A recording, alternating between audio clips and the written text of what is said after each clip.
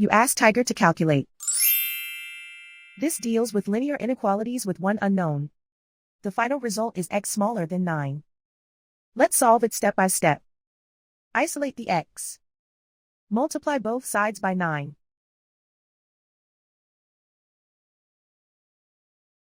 Group like terms.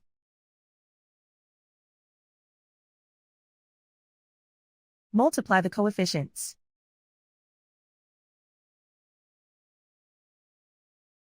Simplify the fraction.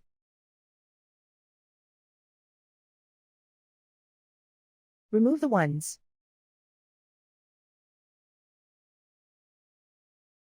Plot the solution on a coordinate grid.